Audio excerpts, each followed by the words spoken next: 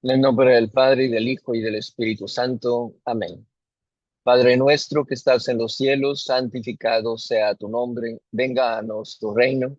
Hágase tu voluntad, así en la tierra como en el cielo. El pan nuestro de cada día, dánosle hoy. Perdónanos nuestras deudas, así como nosotros perdonamos a nuestros deudores. Y no nos dejes caer en la tentación, mas líbranos del mal. Amén. Dios te salve María, llena eres de gracia, el Señor es contigo. Bendita tú eres entre todas las mujeres, y bendito es el fruto de tu vientre, Jesús. Santa María, Madre de Dios, ruega por nosotros pecadores, ahora y en la hora de nuestra muerte. Amén. Gloria al Padre, y al Hijo, y al Espíritu Santo, como era en un principio, ahora y siempre, por los siglos de los siglos. Amén. Sagrado corazón de Jesús, en vos confío. Oh dulce corazón de María, sé la salvación del alma mía. Señor San José, ruega por nosotros. En el nombre del Padre, y del Hijo, y del Espíritu Santo. Amén. Muy bien, vamos entonces a compartir la pantalla para que vayamos viendo.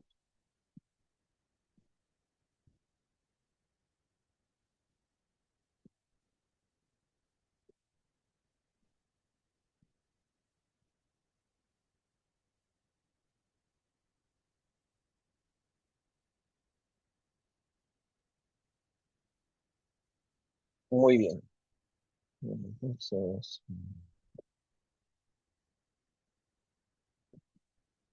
ok. Muy bien, entonces continuamos con el segundo libro de Crónicas, ¿sí? ¿Quién escribe el segundo libro de Crónicas? Se considera que es Esdras quien escribe este libro. Esdras era un escriba y un sacerdote metido un poquito en la cuestión política también del pueblo, y él es el que escribe este libro. Habíamos comentado también en el caso del primer libro de Crónicas. El segundo libro de Crónicas, pues continúa con la narrativa del primer libro. En este caso se centra en el reino de Judá, ya después de la muerte de Salomón. Recuerdan que eh, el reinado del pueblo judío se había dividido en dos partes a la muerte de Salomón. Unos se fueron con Roboam y otros se fueron con Jeroboam. Entonces, en este caso, se inicia con el reinado de Salomón. Se habla acerca de la construcción y dedicación del templo de Jerusalén, pero después de la muerte de Salomón, el reino se divide, como decimos, y entonces se enfoca exclusivamente en los reyes de Judá, que es el reino de Israel, el reino perdón, omitiendo lo de los reyes de Israel del norte. Se dedica entonces a los reyes del sur, que son los que están en Judá. La historia hace énfasis en las reformas religiosas que se ejecutan y la fidelidad a Dios como factores determinantes para el éxito o fracaso de los reyes. Ya les había yo comentado que en ocasiones podemos incluso comparar lo que sucede con ciertos pueblos, con ciertas iglesias, como en la medida en que los feligreses se acercan más a Dios, pues hay mayores bendiciones, mayores gracias, y se ve muy palpablemente eso. Se van notando los avances que va teniendo la iglesia, etcétera. Desgraciadamente, como que se cae en cierto desaliento, cierta frustración, enfriamiento espiritual, se van alejando de los sacramentos, se alejan de Dios nuestro Señor, y eso provoca que se vayan dando ciertos conflictos, problemas, adversidades, muertes inclusive. Entonces, aquí lo podemos ver claramente en estos libros de las Sagradas Escrituras, qué es lo que pasa con el pueblo judío. Ya para empezar, pues se divide el pueblo judío en dos reinos, ¿verdad? El reino del norte y el reino del sur. Entonces, el segundo libro de Crónicas nos habla acerca de los reyes de Judá, que es el reinado del norte, perdón, del sur. La historia entonces nos muestra cómo se van dando esos altibajos dependiendo de la fidelidad que tienen los reyes a Dios nuestro Señor. Y termina este libro con la destrucción de Jerusalén y el exilio del pueblo a Babilonia, ya con el tiempo de Nabucodonosor. Y también menciona el decreto de Ciro, rey de Persia, que es el que permite que regrese el pueblo judío eh, de ese exilio que comentamos. ¿Cuáles son los personajes principales que tenemos en este libro? Obviamente, pues empezamos con Salomón, ¿verdad? El hijo de el rey David, quien pues cae en determinadas faltas, decimos, llega a tener hasta 1,000 mujeres, desgraciadamente, unas esposas, otras concubinas, y aún a pesar de esas infidelidades, pues llega él a construir el templo de Jerusalén, tal como Dios nuestro Señor se lo había dicho a David.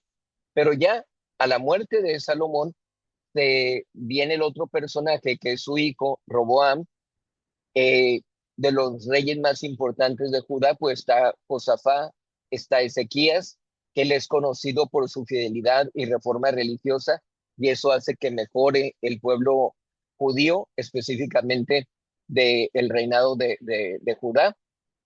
Sin embargo, cuando hablamos de que había fidelidad, que había reformas religiosas, que había cierta bondad de parte de los reyes, pues no hablamos al 100%, ¿verdad? Desgraciadamente.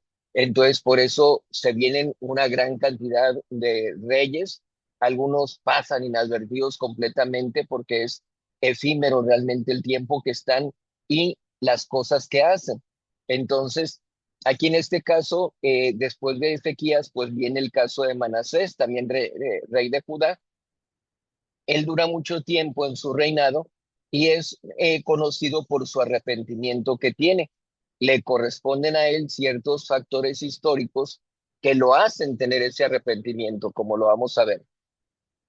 Viene también el rey de Josías, perdón, el rey Josías, rey de Judá, que como decimos, este libro descentra en los reyes de Judá.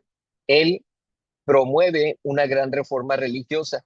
Y en el caso de Nabucodonosor, que era el rey de Babilonia, es el que destruye Jerusalén y exilia al pueblo de Judá para irse a Babilonia, que ya lo habíamos comentado eh, también en los libros del Nuevo Testamento, sobre todo en lo que se refiere a la genealogía de nuestro Señor Jesucristo, se habla de ese periodo del exilio a Babilonia, ¿verdad? ¿Qué es lo que sucede en ese tiempo? ¿Quiénes vienen en esa genealogía de nuestro Señor?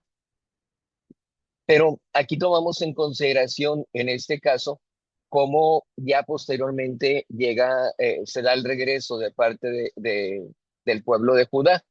Aquí hay que tomar en cuenta lo que hemos dicho ya desde tiempo atrás, el hecho de que los libros no van llevando una sucesión histórica, ¿sí? Y estos libros, como es Deuteronomio, como es Números, los libros de crónicas, pues como que se regresan un poco para ejemplificar, para dejarnos ciertas estadísticas, ciertas genealogías, descendencias, todo eso, para que podamos nosotros tener como un resumen de la parte histórica y que tengamos también esas estadísticas que nos muestran que estos libros pues no son leyendas, no son cuentos, son realmente libros que muestran cómo Dios nuestro Señor va dando esa dirección, esa compañía, la protección al pueblo judío y desgraciadamente cómo se presentan todas esas infidelidades del pueblo judío en contra de Dios nuestro Señor. ¿Qué aprendizaje podemos sacar del libro de Segundo de Crónicas? La importancia de la fidelidad a Dios y del culto en el templo, destacando los reyes que siguieron los caminos de Dios y cómo la descendencia llevó a a la caída de Judá y al exilio babilónico. Entonces, no es nada más centrarnos en el aspecto histórico de decir, por estas personas se cayó en infidelidad y se provocaron estos castigos, sino que se trata de ver, eso lo tengo que aplicar a mi vida. Yo también, si caigo en infidelidades y desgraciadamente me aparto de Dios nuestro Señor, pues se van a venir muchas consecuencias, ¿verdad? Eh, lo he comentado con la publicación del libro de Nos vemos allá en el cielo, cómo hay personas que cuando pasan por la muerte de un ser querido o simplemente con una enfermedad, se cuestionan o cuestionan a Dios nuestro Señor. ¿Por qué? ¿Por qué lo permite que me pase a mí? ¿Por qué si yo le pido a Dios no me contesta? ¿Por qué no siento su presencia, etcétera? Entonces, este tipo de libros de las Sagradas Escrituras nos ayudan precisamente para eso, para que nos demos cuenta que no podemos caer en infidelidad, que las infidelidades a Dios tienen consecuencias y que por lo tanto vamos a sufrir más.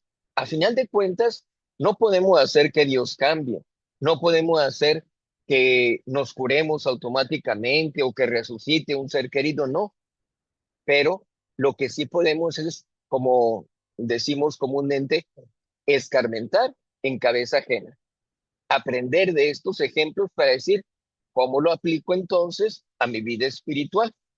Entonces, este libro tiene 36 capítulos y son 822 versículos.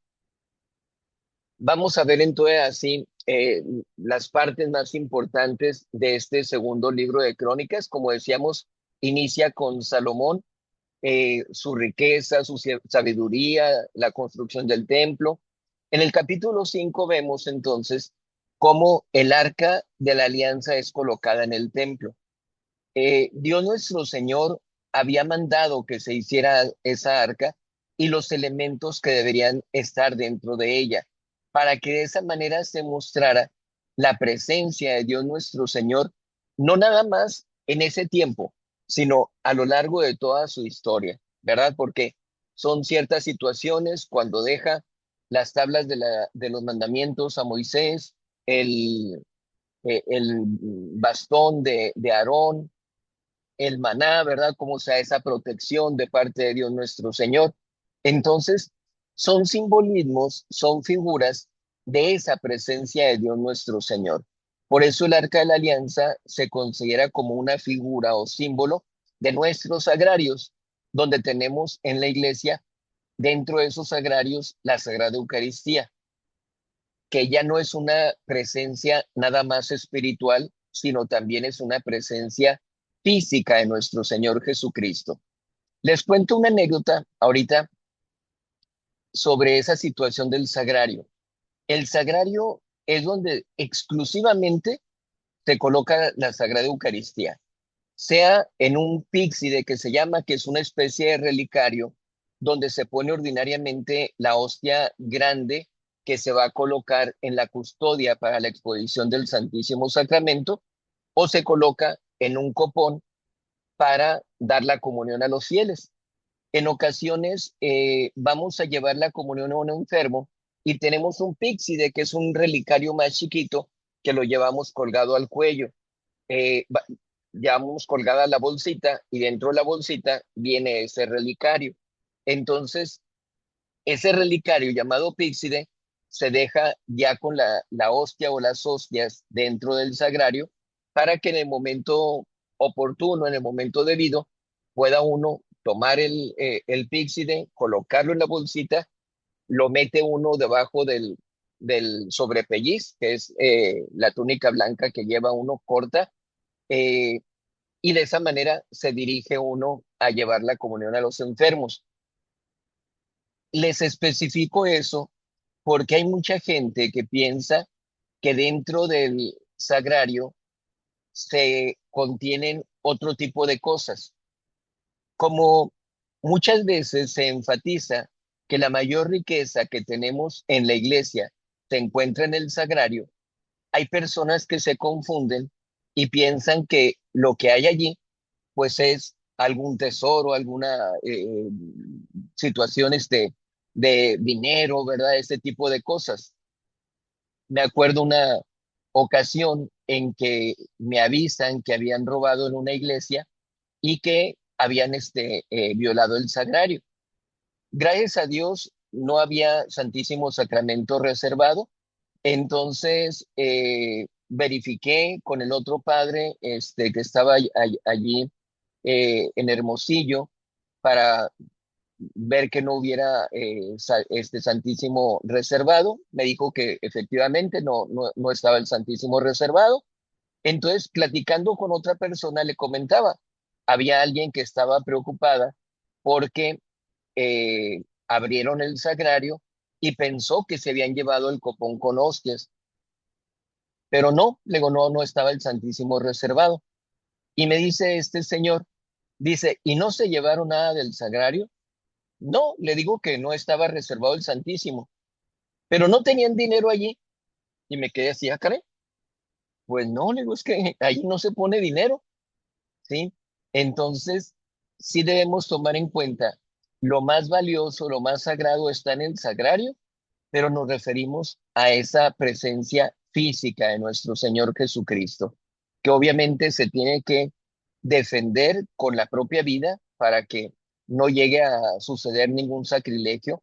Ha habido incluso milagros eucarísticos de personas que roban, violan el sagrario, lo abren y se llevan hostias en el copón, y en ocasiones esas hostias pasan años y no se corrompen, o llega a darse el caso de que encuentran el copón por una luz resplandeciente que señala a la gente que algo hay allí que está resplandeciendo, y al acercarse se dan cuenta pues que es ese copón con hostias que se habían robado, ¿verdad? Entonces decimos, para que podamos comprender, tenemos lo más sagrado, lo más valioso allí, pero únicamente es la Sagrada Eucaristía. No hay otras cosas que se pongan allí dentro del sagrario. En el capítulo 8 se habla acerca de los logros de Salomón. Es como estar exaltando la figura de Salomón, de cómo van aumentando sus riquezas, de cómo van aumentando sus victorias, cómo se va extendiendo su poderío, cómo en el capítulo 9 lo vemos, la reina de Saba o de Sabá visita a Salomón, ¿verdad? Y es cuando se da la muerte de Salomón. Ya para el capítulo 12 vemos cómo su hijo Roboam abandona al Señor y es castigado. Entonces, al principio había personas que querían mantenerse fieles a Roboam, pero al verlo lo cegado que estaba por el poder, lo mal orientado que estaba por algunas personas jóvenes, pues se apartan de él. Y entonces Roboam abandona a Dios nuestro Señor y es castigado por eso. Y pues es cuando se viene esa división. Para el capítulo 17 vemos ya el caso de Josafat, que él fortalece a Judá espiritualmente. Se dan las reformas religiosas, se va fortaleciendo al pueblo de Judá. Eh, Josafat reina con cierta espiritualidad correctamente al pueblo judío, al pueblo de Judá específicamente, y de esa manera pues hay un fortalecimiento, pero eh, ya posteriormente, aún a pesar de que Dios da la victoria a Josafat en contra de sus enemigos, que promueve la justicia, que se ve que consultan a los sacerdotes y profetas, pues ya llega el momento de la muerte. Para el capítulo 21 vemos cómo Jorán reina ya no como Josafat, sino que reina perversamente y de esa manera muere. Es un reinado perverso, pero es un reinado corto, porque pues recibe ese castigo de parte de Dios nuestro Señor. Para el capítulo 24 vemos cómo Joás reforma el templo, pero se desvía. Decíamos, no hay una santidad, no hay una espiritualidad al 100% por parte de los reyes. Entonces, se podía dar el caso de que al principio actuaran bien y luego se desvían, o empiezan mal, luego se arrepienten y hacen las cosas bien. Va variando dependiendo de los casos, ¿verdad? Pero aquí en este caso vemos el caso de Joás, cómo hace la reforma del templo para que haya un mejor culto a Dios nuestro Señor, pero tristemente pues se desvía. Ya para el capítulo 26 vemos que quien está reinando es Usías, pero es un rey orgulloso, un rey soberbio, y por lo tanto es castigado por Dios nuestro Señor. Entonces, en el caso de Usías, también llega a tener poco tiempo en su reinado.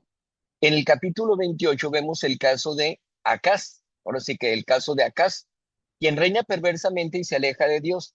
Ya habíamos comentado sobre Acaz, que tenía a su esposa, que era prácticamente quien lo mangoneaba y lo influenció mal para que cayera en idolatría, que se fuera adorando a los ídolos, ¿verdad? A los falsos dioses, y eso hace que pues él se aleje de Dios nuestro Señor, ¿verdad? Por esa situación de su esposa. En el capítulo del 34 vemos una parte importante del libro de Segundo de Crónicas, que es cuando Josías promueve la reforma espiritual. Ya habíamos comentado un poquito antes sobre eso. Como decimos, el segundo libro de Crónicas es como pues un resumen que nos maneja muchas estadísticas, ¿verdad? Pero retoma la historia que habíamos visto anteriormente. Entonces, en este caso es cuando se encuentra el libro de la ley. No se sabe exactamente cuál es el libro que se encontraron, pero se piensa que es el libro de Deuteronomio, ¿verdad? Uno de los libros del Pentateuco, que al momento de estarlo leyendo, se encuentran con pasajes donde Dios nuestro Señor da ciertas órdenes, ciertos mandatos que no se estaban cumpliendo. Y eso hace que haya pues esa tristeza, ese arrepentimiento de parte de Josías y de parte de mucha gente del reino de Judá, y pues se llegan a establecer pues ciertas normativas a seguir para el reino de Judá. Josías celebra la Pascua y muere en una batalla. Entonces, allí en el capítulo 36 vemos cómo se dan ya la cuestión de los últimos reyes de Judá hasta llegar a la destrucción de Jerusalén, que lo que sigue, como decíamos, pues va a ser el exilio a Babilonia. Pasamos entonces al libro de Esdras. Ya habíamos comentado que Crónicas lo había escrito Esdras probablemente. También, obviamente, el libro de Esdras pues fue escrito por él mismo. Ordinariamente se le atribuye a él. ¿De qué nos habla el libro de Esdras? Nos habla acerca del regreso del pueblo judío del exilio en Babilonia, que es lo que se inicia, que ya lo habíamos apuntado en el libro anterior, con el decreto de Ciro el Grande. Él es el que permite que el pueblo judío regrese de ese exilio. En la primera parte, que son los capítulos del 1 al 6, se habla acerca del retorno de los exiliados bajo el liderazgo de Zorobabel y de Jesúa y la reconstrucción del templo de Jerusalén. Habíamos comentado cómo se había encontrado el libro del probablemente Deuteronomio, ese libro de la ley. Entonces, sabían ellos que tenía que tenerse ese templo de Jerusalén, que Dios había dejado normativas para poder tener esa construcción. Y entonces, ya una vez que se había destruido, regresando ellos de Babilonia, pues se dedican, eh, liderados por Zorobabel y por Jesúa, a esa reconstrucción del templo de Jerusalén. No se termina de inmediato la obra porque es interrumpida por cierta oposición. Sin embargo, se reanuda bajo el reinado de Darío I. Entonces, vamos a estar viendo ese lineamiento de la reconstrucción del templo de Jerusalén, que se reconstruye, pero luego hay gente que se opone y tienen que detener las obras, se encuentran con obstáculos, limitantes, etcétera, y luego otra vez se dan las condiciones para reiniciar con esa reconstrucción y pues vuelven entonces a vuelven entonces a hacer lo que estaban haciendo, ¿verdad? De lo que es la reconstrucción del templo, ¿ok? Entonces, la segunda parte, que es de los capítulos del 7 al 10, aborda el retorno de Esdras cerca de 60 años después de la finalización del templo. Ya terminaron de construir el templo, regresa entonces Esdras 60 años después y se dan las reformas religiosas y sociales. Por eso decíamos que Esdras no solamente era sacerdote, sino que influía mucho en el aspecto social o un tanto político para el pueblo judío. Esdras restablece la práctica de la ley mosaica y promueve la pureza del pueblo de Dios. La ley mosaica, que es la ley de Moisés, se había dejado un tanto de lado porque ya no estaban pues con la libertad del culto, sino que ellos, como decíamos, estaban en ese exilio en Babilonia. Entonces, por esa razón, pues se habían contaminado, se habían corrompido con las costumbres, con las prácticas incluso religiosas de parte de Babilonia.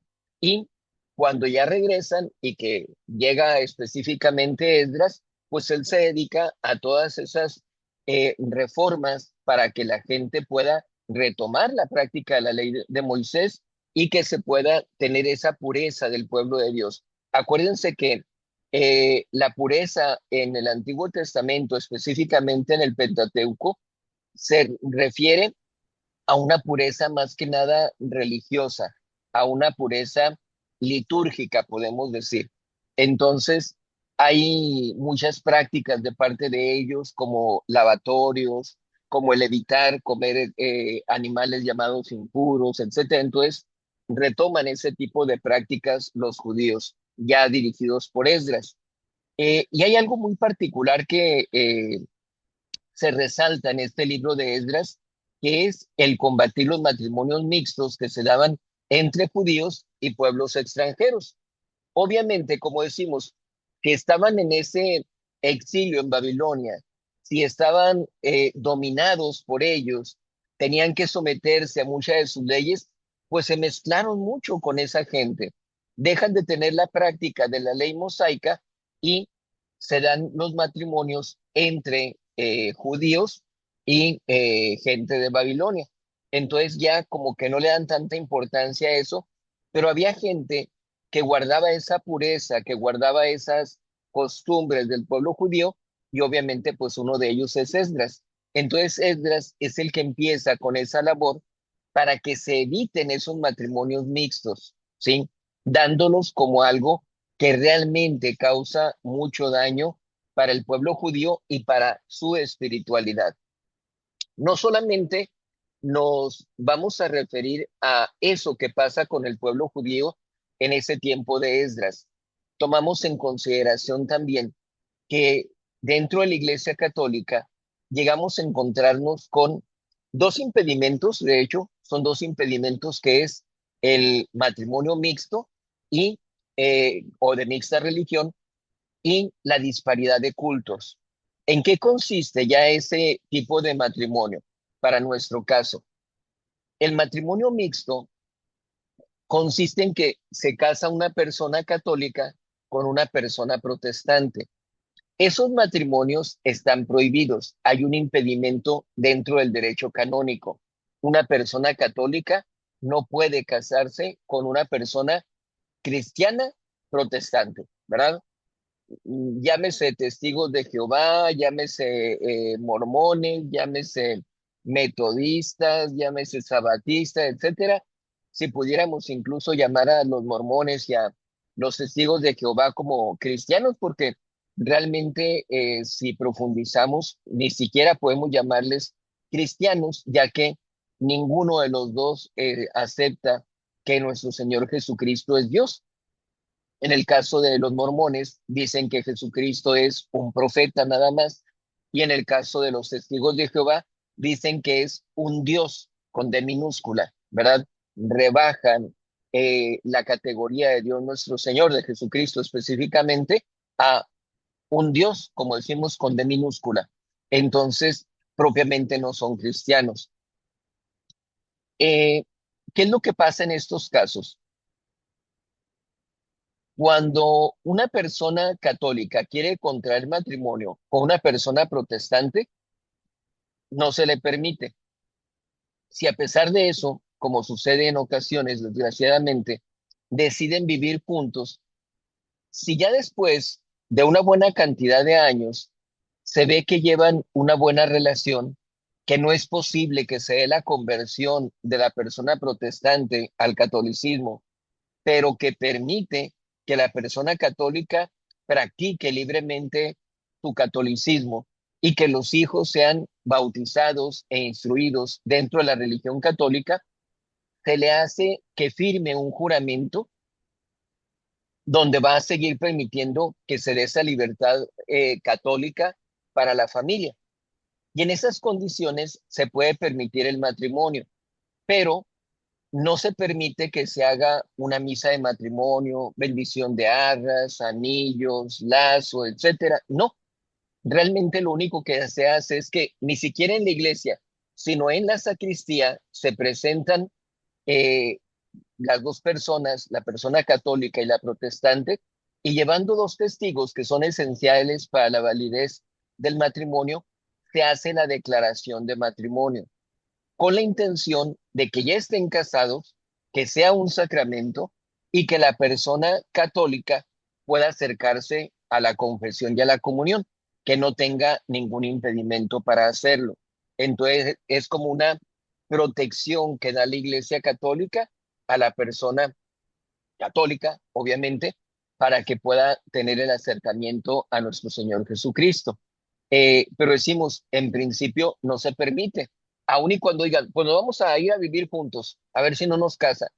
No necesariamente, porque a lo mejor tienen muchos problemas, a lo mejor no se les permite el practicar la religión católica, a lo mejor están separándose y juntándose a cada rato, entonces no es una relación estable, no hay la garantía de que vayan a seguir viviendo juntos y pues mejor nos esperamos prudentemente para ver qué es lo que pasa con ellos a futuro y si se separan, pues la persona católica tiene todo el derecho de contraer matrimonio con otra persona católica porque no ha sido casada. Pero, como decimos, si no se separan, es una relación estable y se dan todas esas garantías que hemos dicho, pues se puede acceder a casar a esa pareja, ¿sí? En este caso, a quien le corresponde dar la dispensa para que contraigan matrimonio es al obispo. El obispo es el que lo puede hacer. El sacerdote no puede dar esa dispensa. El sacerdote puede recibir el caso, estudiarlo, conocerlo, investigar. Le pasa la notificación al obispo para que él conozca lo que sucede con esa pareja y que ¿cómo se dice? Que el obispo analice esa situación para que pueda decir si realmente,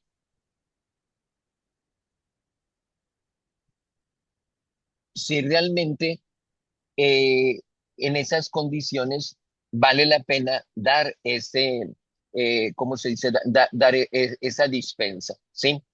En el caso de eh, lo que se refiere al otro impedimento, que es el de disparidad de cultos, ya no se trata de una persona católica con una persona protestante, se trata de una persona católica con una persona, se le dice infiel, es decir, una persona que no es cristiana, sea judío, sea hindú, sea musulmán, sea ateo. En ese caso, ya se llama impedimento de disparidad de cultos. Y yo les digo, si muchas veces entre católicos un matrimonio resulta difícil, incluso en el aspecto religioso, porque uno puede ser más religioso que el otro y puede uno poner impedimentos para la asistencia a misa, para la confesión, para la comunión, que para qué bautizas a los niños tan chiquitos, etcétera, aún entre los mismos católicos. Imagínense cuando se trata de un matrimonio mixto o peor, cuando es de disparidad de cultos. Se vuelve muchísimo más grave el caso. En esta situación se procede de la misma manera como decíamos del caso de mixta religión, pero aquí la diferencia está en que ni siquiera el obispo puede llegar a dar la dispensa. Aquí a quien le corresponde dar la dispensa es al sumo pontífice. Entonces, por esa razón, siempre les digo, cuando andan ahí en una relación de noviazgo con alguien que no es cristiano, siquiera, cuando son protestantes de todas maneras se los digo, ¿verdad? Pero cuando no son ni siquiera cristianos, con mayor razón les digo, ni para qué te metas. ¿verdad? O sea, ¿quién les va a dar la dispensa para casarse?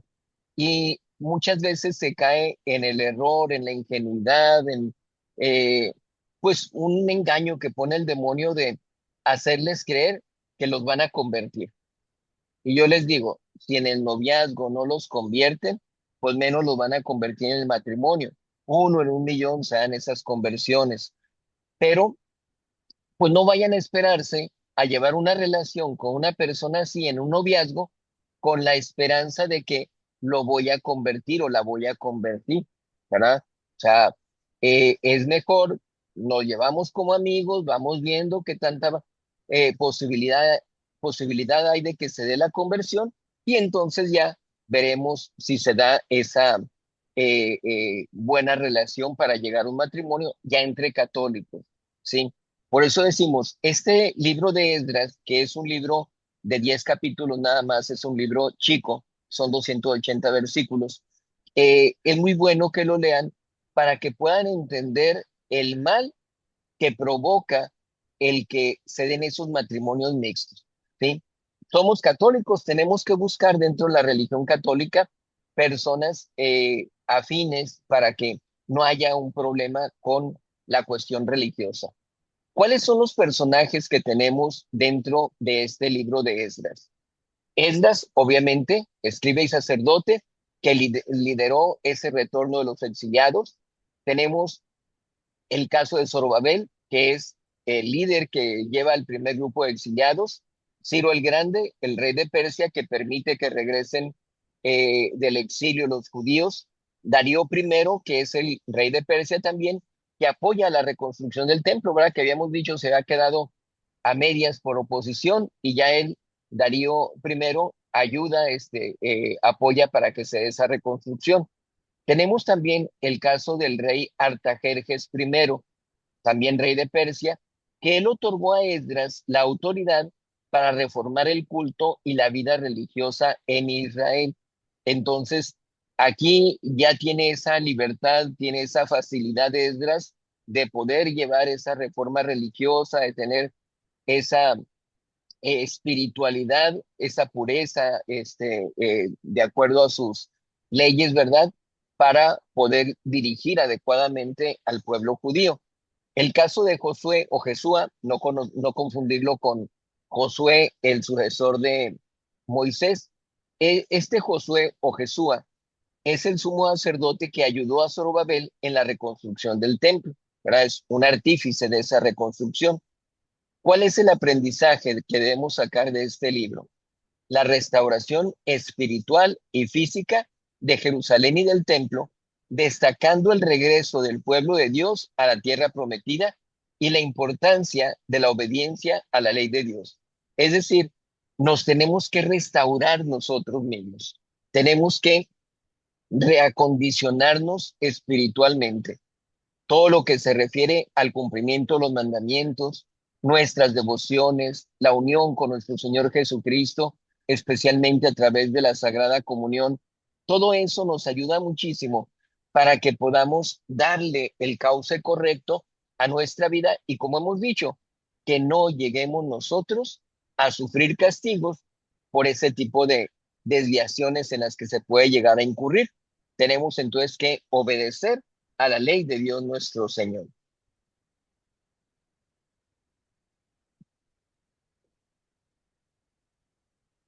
Ok, ¿qué es lo que nos dicen los capítulos del libro de Esdras?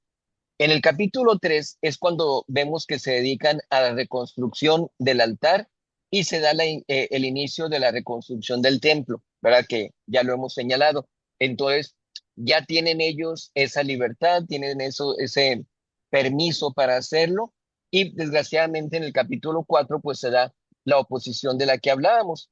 Pero ya para el capítulo sexto es cuando Darío I saca el decreto donde permite que se dé la conclusión de la reconstrucción de este templo de Jerusalén.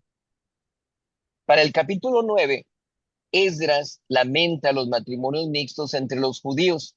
Este libro en particular, como les decía, es bueno leerlo porque nos ayuda a entender la malicia de ese tipo de matrimonios. Aquí se refiere, como decimos, al pueblo judío con otros pueblos, con otras personas de otra nacionalidad o religión. Para nosotros significa, pues, la relación de personas católicas con personas no católicas, independientemente de que sean protestantes o infieles, ¿verdad? Entonces, eso lleva a que en el capítulo 10 pues, sea el arrepentimiento de la gente, que entiendan todos los males que han venido por ese tipo de situaciones y se da la separación de los matrimonios mixtos.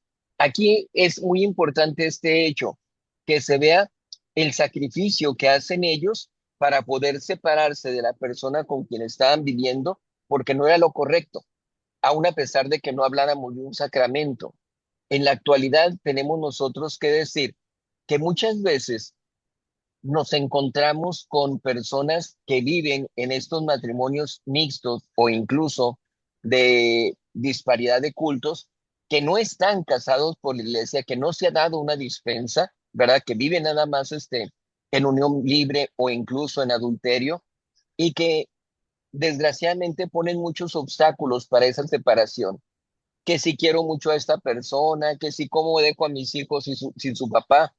Pues es que al decir, quiero mucho a esta persona, pues debes querer tu salvación eterna. Y al vivir con una persona así, está siendo ocasión para su condenación.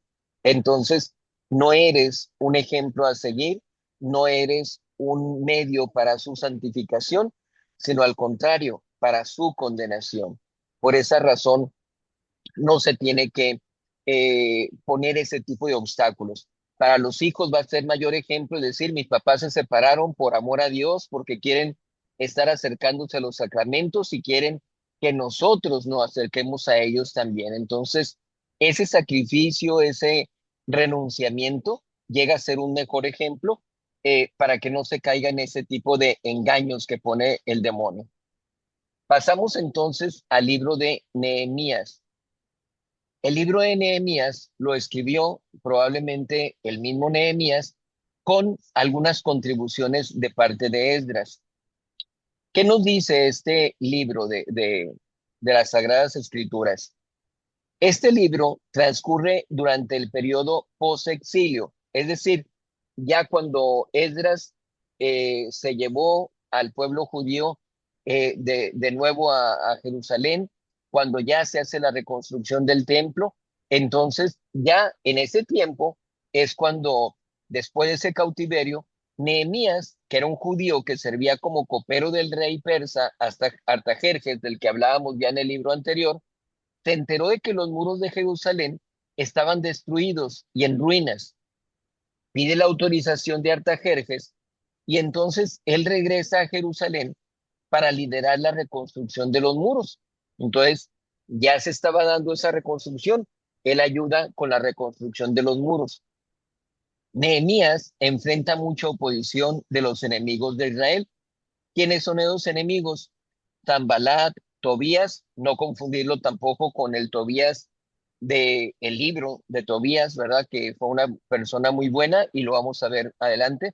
Este es otro Tobías que era enemigo del pueblo de Israel, al igual que Gesem, pero con determinación, con estrategia, con la fe en Dios y con su ayuda, pues logra concluir esa obra, ¿verdad? De la reconstrucción de esos muros. Después de la reconstrucción, también Nehemías promueve reformas políticas y sociales junto con Esdras. Todavía había esa relación, había esa mancuerna entre Esdras y Nehemías. Recuerden ustedes que el libro de Esdras en ocasiones viene junto con el libro de Nehemías, viene unido uno con el otro. Les he comentado esto por la cuestión de el número de libros de la Biblia, que en ocasiones dice, hey, aquí le falta un libro, ¿no? Lo que pasa es que hay algunos libros que pueden venir unidos y este es uno que puede venir unido, el libro de Nehemías con el libro de Esdras. Eh, Dice, después de la reconstrucción, también promueve reformas políticas y sociales junto con Esdras, quien restaura la observancia de la ley de Dios y guía al pueblo hacia una renovación espiritual. ¿Qué personajes tenemos en este libro de 13 capítulos? Tenemos el caso de Nehemías, ¿verdad? Que es el personaje principal, copero del rey, como decíamos, que es el líder de la reconstrucción de los muros de Jerusalén. Tenemos el caso de Esdras, con quien hace mancuerna, Artajerjes I, rey de Persia, que le autoriza ese regreso de Nehemías a Jerusalén. El caso de Sanbalat, gobernador samaritano, que se opuso a la reconstrucción de los muros. Tobías, oficial amonita, ya que especificamos quiénes eran ellos, ¿verdad? ¿A qué se dedicaban? Entonces, Tobías era un oficial amonita que conspiró en contra de Nehemías. Y Gesem, que era un árabe, que también intentó impedir la reconstrucción. Pese a esos obstáculos, se logró llevar a cabo esa reconstrucción del Templo de Jerusalén.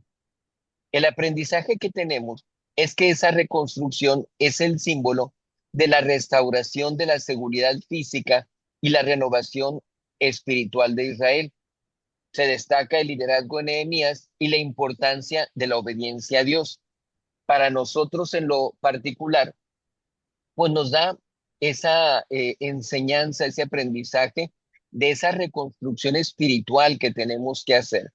Que si hemos tenido caídas, recaídas, si nos hemos desviado del camino de Dios nuestro Señor, nunca decir, ya no hay remedio, ya no puedo hacer nada, sino tener una confianza plena en la providencia de Dios nuestro Señor y obviamente poner todo de parte de uno para poder lograr esa reconstrucción espiritual, mantenerse en esa renovación interior y poder entonces obedecer la ley de Dios nuestro Señor para con nosotros, ¿verdad? Que es la ley que nos da la Iglesia Católica.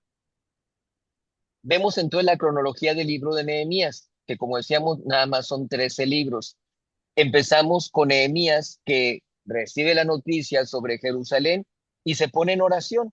Y él tiene esa iluminación de Dios de que debe de ir a ayudar en la reconstrucción del templo de Jerusalén. Para el capítulo 5, Nehemías combate la explotación de los pobres. Este punto es importante porque habla de la responsabilidad, de la obligación que tenemos moralmente de actuar con caridad para con las personas más necesitadas. Que si tenemos nosotros cierto nivel, cualquiera que sea la índole que tenga, debemos nosotros considerar que es por la gracia de Dios nuestro Señor y que ese nivel que tenemos se nos ha dado precisamente para ayuda de los más necesitados. Entonces, eso implica que tenemos que actuar con mucha caridad y vemos muchas injusticias. No se trata de una lucha de los pobres en contra de los ricos, como sucede con la teología de la liberación o con el comunismo. Se trata de actuar con caridad para ayudar a las personas que están abajo a subir a un mejor estado de vida. No se trata de meterlos en una burbuja tampoco para darles una sobreprotección.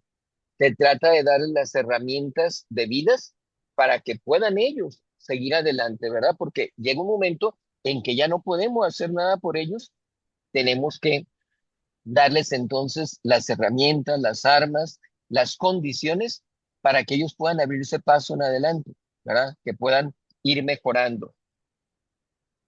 Para el capítulo 10 se hace una renovación del pacto con Dios nuestro Señor. Nehemías es una parte fundamental junto con Esdras para lograr ese pacto, porque en el capítulo 9 se da la confesión de los pecados. Ya ellos reconocen todo lo que ha sucedido, esos matrimonios mixtos que decíamos, etcétera. Entonces, se da esa confesión con arrepentimiento, se da esa alabanza a Dios, pero no puede quedarse nada más de la boca para afuera. Tiene que pasarse a esa renovación del pacto con Dios, a que se pueda establecer esa voluntad de parte del pueblo judío para dar esa unión con nuestro Señor. Al final del capítulo del libro de Nehemías, en el capítulo 13, se ven las reformas de Nehemías en contra de los matrimonios mixtos y de la violación del sábado. Ya con el caso de Esdras, ya decíamos que él se había dedicado a combatir los matrimonios mixtos.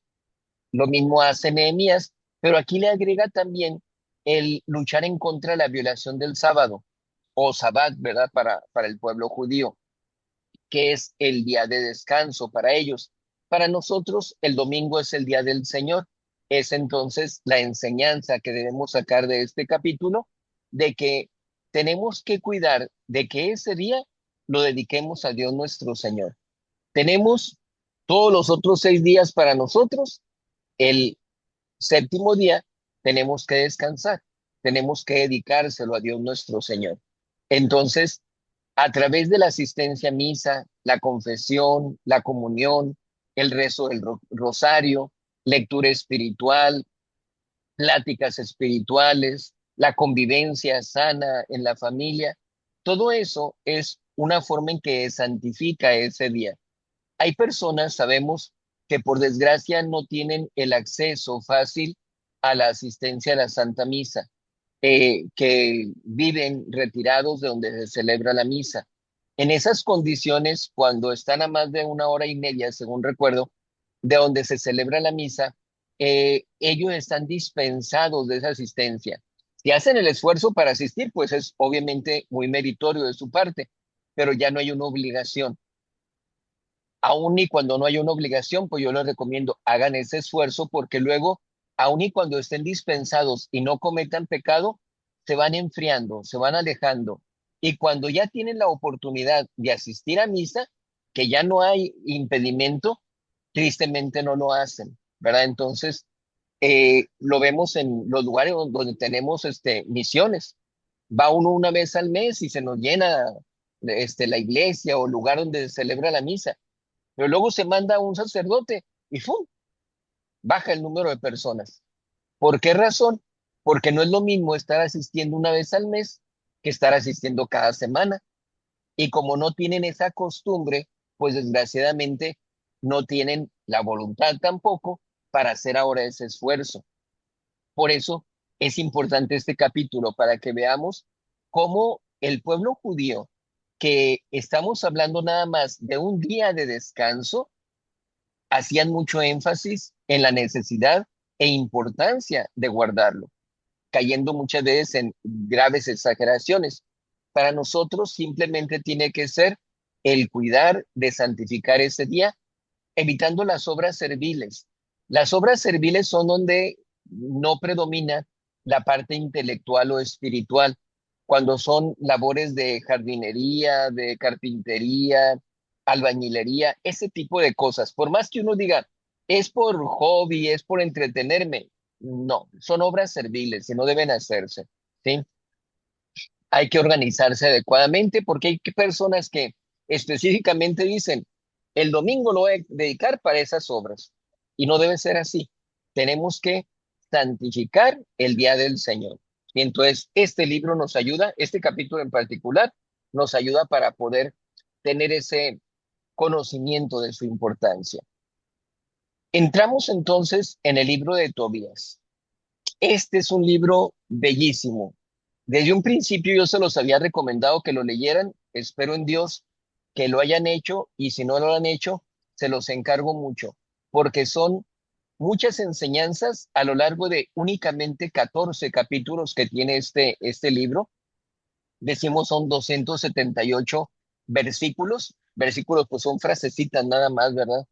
Entonces, son nada más 14 capítulos donde vemos que es prácticamente como si fuera un cuento, pero es algo histórico.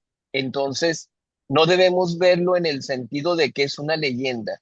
Es, como decimos, algo histórico, pero está dado en un modo narrativo que realmente ayuda muchísimo eh, para que podamos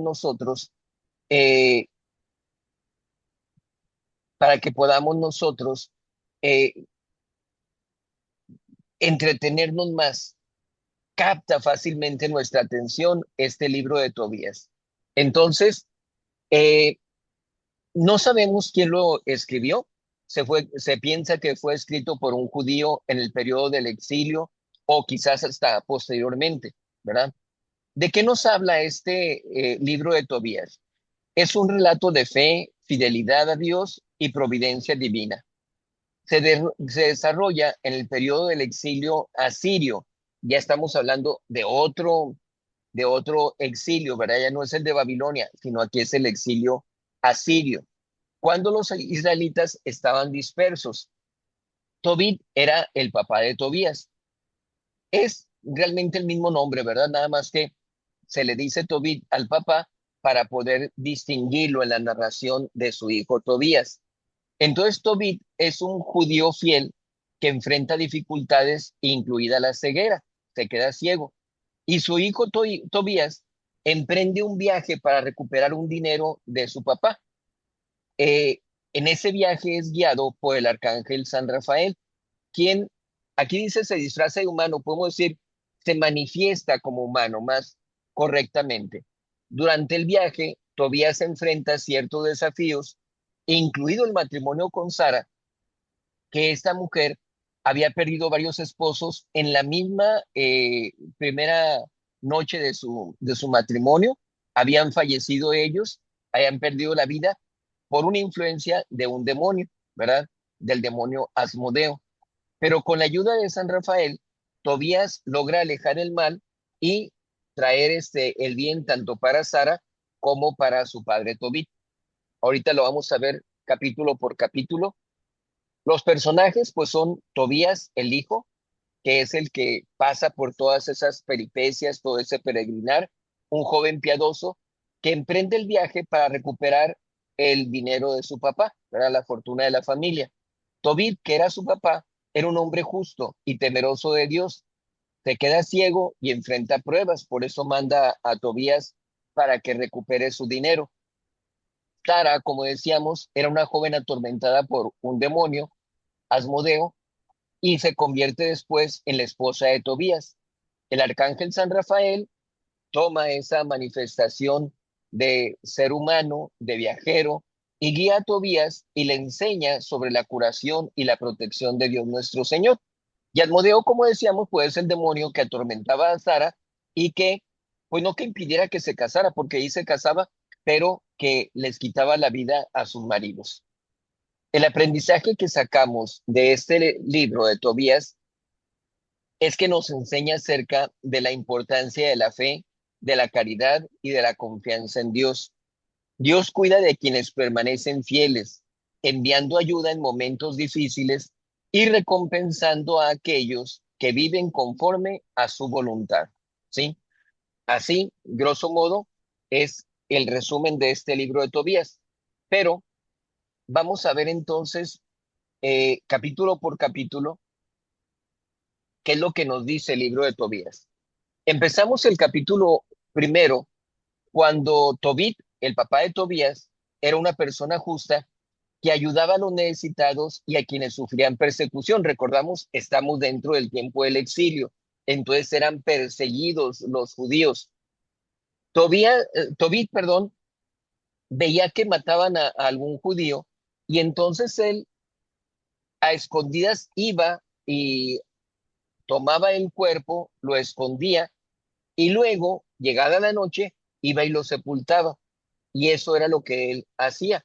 Y era un hombre que estaba mucho en oración, pidiendo a Dios su ayuda, no solamente para él y su familia, sino para todo el pueblo judío. En el capítulo 2 es cuando vemos que él queda ciego y depende de su esposa. Su esposa es la que tiene que hacerse cargo de la familia prácticamente, que era nada más Tobit, su esposa, y y, y su hijo Tobías, ¿verdad? Entonces, estando ciego, Tobit eh, llega a ser tanta su angustia que pide la muerte, ¿verdad? Dice, ¿qué caso tiene estar así? O sea, ya ni siquiera puedo ayudar a mi familia, es mi esposa la que tiene que estar haciendo todo, soy un estorbo, como suele decir mucha gente cuando llega a cierto tipo de discapacidad. Y entonces, Tobit por su lado, Sara por el otro lado, que Sara es la que se casaba y antes de que se consumara el matrimonio, Asmodeo, el demonio, les quitaba la vida a sus maridos, ¿verdad? Con quienes recién se casaba, pues también ella dice, pues, ¿qué caso tiene estar así? Ya estoy como rechazada de la gente, nadie me va a querer para esposa y eh, pedían ellos la muerte, ¿verdad? Ellos tenían ese tipo de oración. En el capítulo 4, Tobit le da consejos a su hijo Tobías y le pide que vaya a buscar dinero en Media. Tobit, en esos consejos, este capítulo 4 es muy bonito porque le dice que le dé un lugar especial a su mamá. Vas a ir, vas a traer el dinero y quizás cuando regreses o al poco tiempo yo ya me haya muerto. Entonces te vas a quedar solo con tu madre y tienes que cuidarla, tienes que protegerla. Piensa cómo ella ha estado velando por nosotros, cómo ella se ha preocupado por ti, etcétera.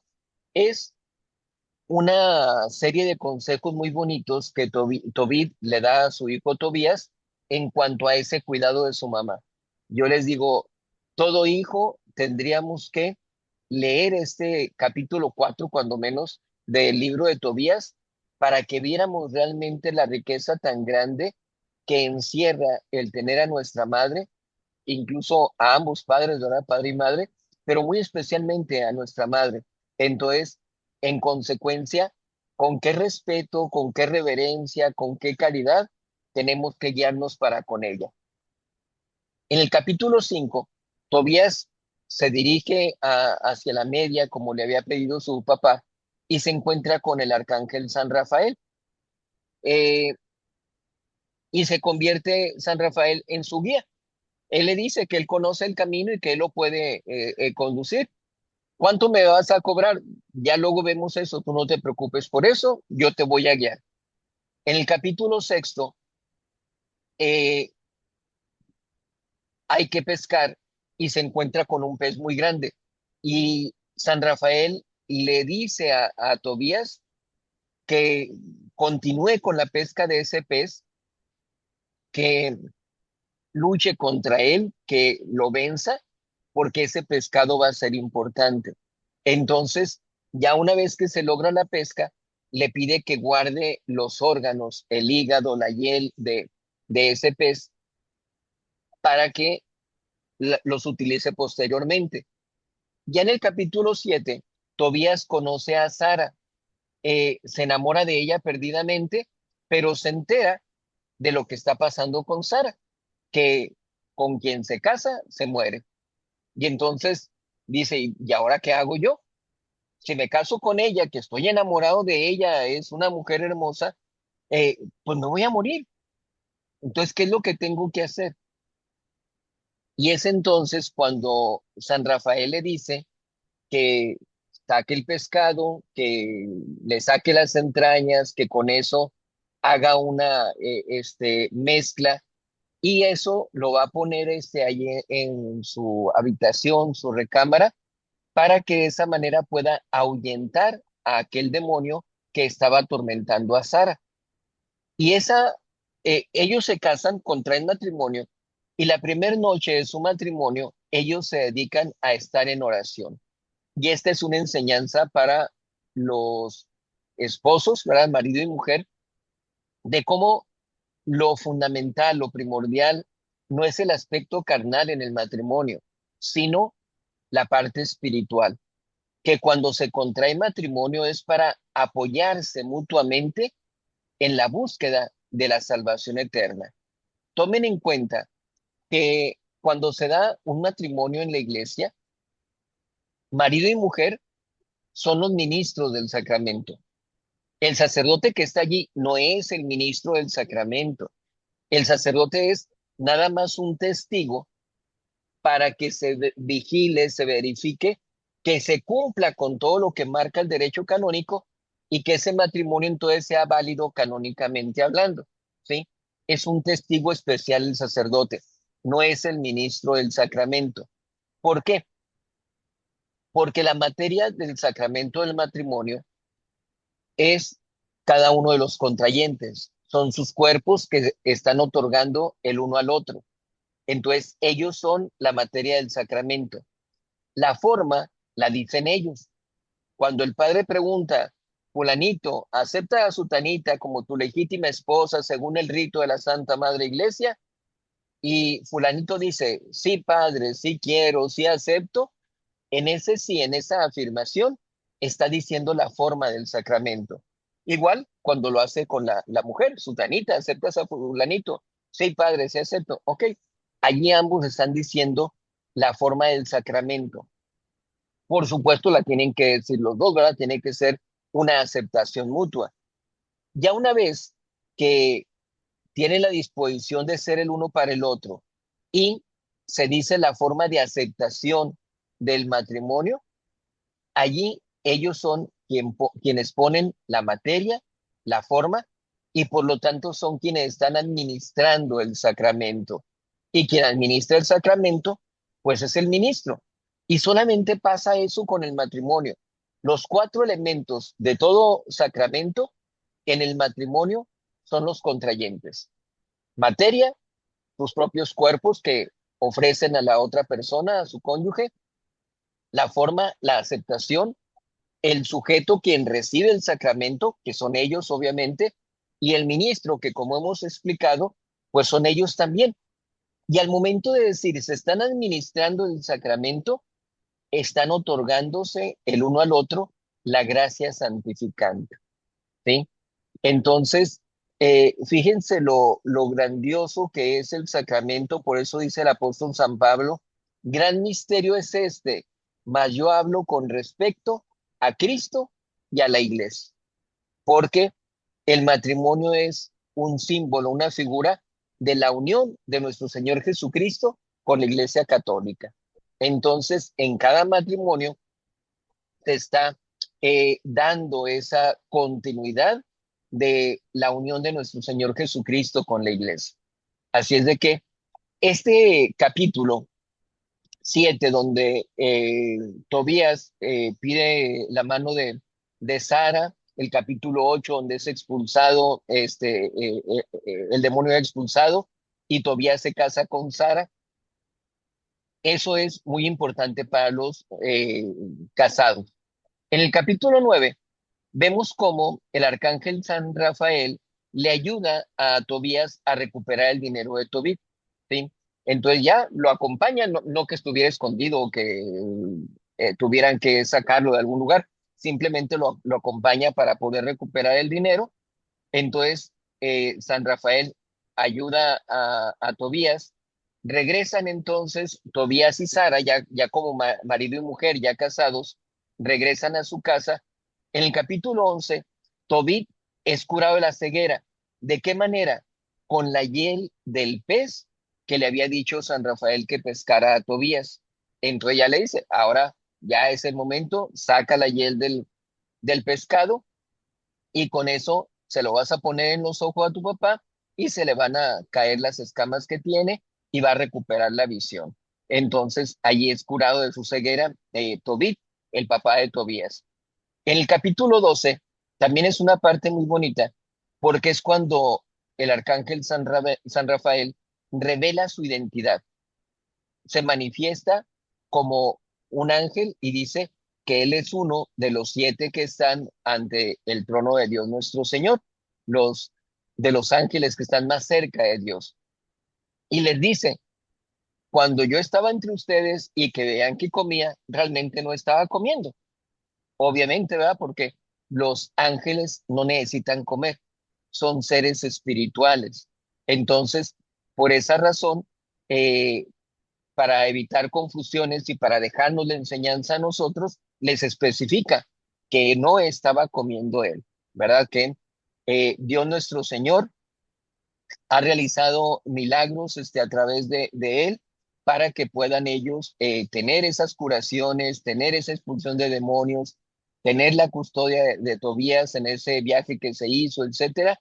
Y les dice cómo Dios nuestro Señor escuchaba las plegarias de Tobit y de Sara, ¿verdad? Y que él mismo llevaba esas oraciones a Dios nuestro Señor. En el capítulo 13, bueno, antes de que se revele San Rafael como el arcángel que es, Tobías le dice a su padre, a Tobit, que pues lo ha ayudado muchísimo San Rafael, ¿verdad? No decía San Rafael, ¿verdad? Porque no sabía que él era el arcángel, pero le dice que aquel hombre lo ha ayudado muchísimo, que requiere de una buena paga. Y le dice, pues en base a lo que te ayudó, pues tú di qué tanto le tienes que dar. Y dice, pues darle la mitad del dinero que traigo se me hace poco. Dale la mitad entonces. Y entonces cuando pretende pagarle a San Rafael, es cuando él se revela como el ángel que es. En el capítulo 13, entonces, Tobit alaba a Dios por su misericordia, por su providencia que ha tenido sobre él y su familia. Y en el capítulo 14, el final, Tobías y su familia viven felices y fieles a Dios nuestro Señor. Podemos decir como en los cuentos, ¿verdad? Viven felices para siempre. Pero es una recompensa a la fidelidad que tienen Tobit, su esposa, Tobías y su luego esposa Sara, cómo se da esa fidelidad a Dios nuestro Señor, a pesar de todas las adversidades por las que pasaron, ¿sí? Entonces, aquí vemos nosotros lo importante de esta enseñanza que nos deja el libro de Tobías. Pasamos al libro de Judith. No se sabe quién lo escribió. Se debió escribir entre los siglos segundo y primero antes de Cristo. Este libro se sitúa en un periodo de opresión asiria, como el caso de el libro de Tobías. La ciudad de Betulia estaba cercada por las fuerzas de Holofernes y al borde de la rendición. Judith, que era una viuda devota y astuta, ¿verdad? Muy inteligente, toma la iniciativa de actuar en favor de su pueblo. Con esa inteligencia, con esa fe, se infiltra en el campamento enemigo, seduce a Holofernes y en un acto de valentía lo decapita mientras él está dormido. Ya una vez que él muere, los asirios entran en pánico. ¿Cómo que a nuestro más grande hombre lo mata una mujer? Entonces, en ese pánico, en ese descontrol, sin tener una cabeza que los guiara, pues son derrotados fácilmente por los israelitas. ¿Cuáles son los personajes principales de este libro? Pues obviamente Judith, una viuda judía, valiente, piadosa, que salva al pueblo judío. Holofernes, que es el general asirio, que es enviado por Nabucodonosor para conquistar a Israel. Osías, que es el líder de Betulia, eh, que era la ciudad que estaba sitiada por los asirios. Y Achior o Achior, que es el amonita que advierte sobre el poder de Dios y luego se une a los israelitas, ¿verdad? Tiene esa especie de conversión. Eh, el aprendizaje que sacamos es cómo Judith representa la fe, el coraje y la obediencia a Dios. Y su historia muestra cómo Dios puede usar a los más inesperados para liberar a su pueblo, destacando el poder de la oración y la valentía en momentos de crisis. Entonces, ese es el aprendizaje con respecto al pueblo judío. Para nosotros, el aprendizaje es cómo la fe nos lleva a actuar con valentía, a corresponder a la voluntad de Dios nuestro Señor, y que de esa manera podemos ser instrumentos de Dios para que se realicen las más grandes cosas. Lo vemos en el caso de los apóstoles. Cómo esos apóstoles no fueron personas sabias, letradas, poderosas, guerreros, nada de eso. Algunos pecadores, otros pescadores, otros recaudadores de impuestos, etcétera. Personas sin ninguna instrucción realmente. Pero al fin y al cabo, se vuelven los instrumentos para que Dios lleve toda la religión católica hacia todo el mundo. Entonces, allí donde se ve que las obras no son de el ser humano, que las obras son de Dios nuestro Señor. ¿Se acuerdan ustedes que habíamos visto el caso de Gedeón, cómo él agarra un gran ejército, ¿verdad? Los convoca y son un montón los que lleva y dice Dios, no, ellos no. Los que vengan con miedo, que se regresen a sus casas. Y ¡fum! Un montón se regresan. Ya ver, que vayan a tomar agua al río y los que se agachen a tomar el agua, también que se retiren. Y nomás los que llevan el agua a su boca son los que van a componer el ejército. Y se queda con 300 hombres este Gedeón. ¿verdad? Tremenda fuerza. Entonces, entonces se queda nada más con esos 300 hombres y es como se logra la victoria del pueblo judío. En este caso lo vemos igual con Judith y lo tenemos que ver con los apóstoles, lo vemos en nuestra vida, que en la medida en que actuamos con humildad, que estamos teniendo esa fe en Dios nuestro Señor, confiamos en su providencia divina, no hay obstáculo, ¿verdad? Porque es Dios quien nos va abriendo el camino. Entonces, este libro eh, nos muestra en sus capítulos, primero, cómo Nabucodonosor declara la guerra en contra de todas las naciones, ¿verdad? Y pues va específicamente en contra del pueblo judío. Para el capítulo 8 es cuando ya Judith planea cómo salvar a su pueblo, ¿sí? ¿Cómo le hago? Ah, pues sabía obviamente que era una mujer bonita, eh, tiene la voluntad para poder seducir a Holofernes, le pide a Dios nuestro Señor la fuerza, la sabiduría para hacerlo, se encuentra entonces con Holofernes, se gana su confianza y en el capítulo 13 es cuando decapita, le quita la cabeza a Holofernes, eh, toma la, la espada y le corta la cabeza a Holofernes y de esa manera el pueblo enemigo entra en pánico, ¿verdad? Ellos estaban descontrolados, estaban ellos asustados. ¿Qué pasó? O sea, ¿de quién se trata? ¿Quién le quitó la vida? ¿Por qué murió como si era nuestro más grande hombre, ¿verdad? Y de esa manera el pueblo judío pues logra ganar esa batalla aprovechando ese descontrol, ese pánico del pueblo enemigo. Y el último capítulo es cuando Judith canta un himno de victoria. Y fíjense cómo en muchas ocasiones se repite este hecho, que las personas son humildes, las personas no dicen por mí, sino por Dios, ¿verdad? Es Dios quien ha obrado. Entonces, hacen ese himno de alabanza a Dios nuestro Señor y de agradecimiento por todos los favores que han recibido. Y lo vemos en el caso de Zacarías, lo vemos en el caso de David, lo vemos en el caso de la Santísima Virgen María con el Magnificat. Entonces, a lo largo de las Sagradas Escrituras, vemos diferentes ocasiones donde se presenta esta situación de que la persona que logra la victoria o que logra una gracia especial de Dios nuestro Señor, pues agradece esa bendición haciendo ese himno. Entonces tenemos muchos himnos dentro de la liturgia de la iglesia y muchos vienen precisamente de estos libros de las Sagradas Escrituras.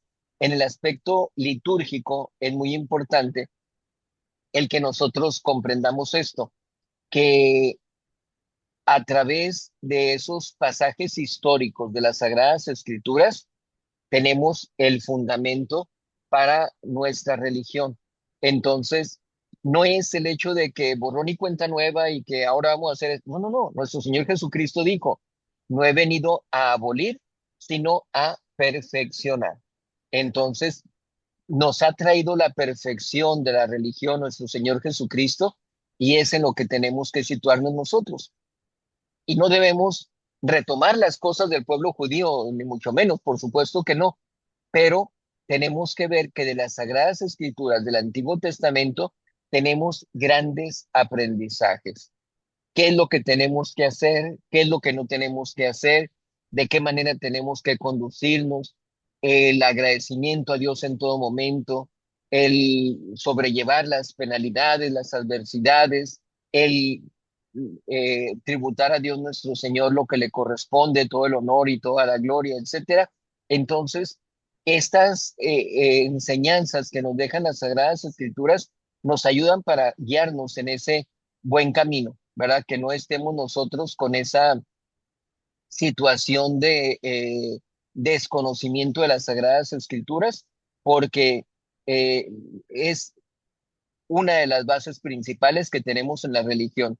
Supuestamente para los protestantes es su principal y única base las Sagradas Escrituras, aun a pesar de que pues tergiversan, modifican, destruyen las Sagradas Escrituras. pero nosotros no podemos caer en eso, ¿verdad? Nosotros tenemos que situarnos bajo la dirección de la Iglesia Católica. Por eso les insisto, no les doy mis puntos de vista, les digo la interpretación que da la Iglesia Católica, lo que la Iglesia nos ha enseñado, lo que viene en los libros de Sagradas Escrituras. Y es entonces lo que nosotros tenemos que aprender, porque mucha gente se pone a leer por su cuenta la Biblia y desgraciadamente cae en mucha soberbia. Si se sienten más, se sienten superiores a otras personas, y cuando entramos en la soberbia es bien difícil que la persona pueda corregir su camino, porque desgraciadamente, pues ya incluso aún y cuando se trate de un sacerdote, un obispo, el que les diga, no hacen caso, ¿verdad? Entonces dicen, es que yo leí esto, pues sí, pero lo leíste mal, lo entendiste mal. No es la interpretación que da la Iglesia Católica, ni siquiera es decir, el obispo te lo está interpretando, no, el obispo te está transmitiendo la interpretación de la Iglesia Católica. La Iglesia Católica es la depositaria de las Sagradas Escrituras y por lo tanto de su interpretación. Por eso, a pesar de que llevamos ya 21 siglos, hay pasajes dentro de la Biblia que todavía no son interpretados, porque la Biblia, la Iglesia Católica sabe que tiene todos los tiempos, ¿verdad? Todos los siglos para dar una correcta interpretación, en ocasiones por revelaciones de Dios nuestro Señor, pero a final de cuentas, eh, lo que tenemos que considerar es aquellas cosas donde la iglesia no esté segura, no nos va a decir, ¿sí? No va a decir, es así, fíjense que siempre no, es de esta manera, es que nosotros creíamos, no, cuando la iglesia dice algo sobre las Sagradas Escrituras, es porque es infalible, ¿sí? Entonces, esa infalibilidad es la inerrancia de las Sagradas Escrituras, ahí se llama. Entonces, ¿para qué? Lo tomemos en consideración. Dejamos hasta allí nuestra plática de este día. Dejamos de compartir,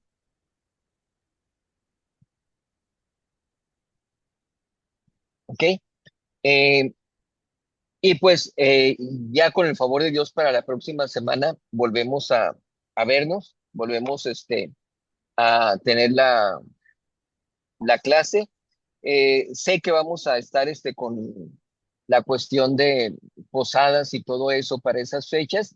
Esperemos en Dios no tener ninguna complicación. Me voy a organizar bien para que si veo que se tienen dificultades, porque estamos hoy a 9, vamos a estar a 16, precisamente vamos a empezar con las posadas para el próximo martes, de tal manera que si se ve algo complicado para grabarles la clase, poder dejárselas ya y que puedan ustedes ir avanzando, ¿verdad? Porque si no nos vamos deteniendo y pues nunca vamos a terminar de entender un poquito, de conocer así, grosso modo, las Sagradas Escrituras. Entonces la idea es que nos demos ese panorama general de lo que es la Sagrada Biblia, ¿sí? Bien, pues terminamos entonces con una oración, si me hacen favor. En el nombre del Padre y del Hijo y del Espíritu Santo. Amén. Dios te salve María, llena eres de gracia, el Señor es contigo.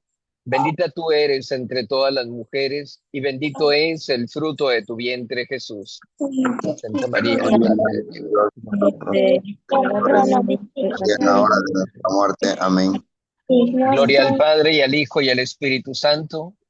Como en el principio, ahora y siempre, por los siglos de los siglos. Amén. Ave María Purísima. Sin pecado original concebido. En el nombre del Padre y del Hijo y del Espíritu Santo. Amén. Que Dios les Amén. bendiga. Nos vemos con el favor de Dios para la próxima semana. Muchas gracias, Padre. Buenas noches.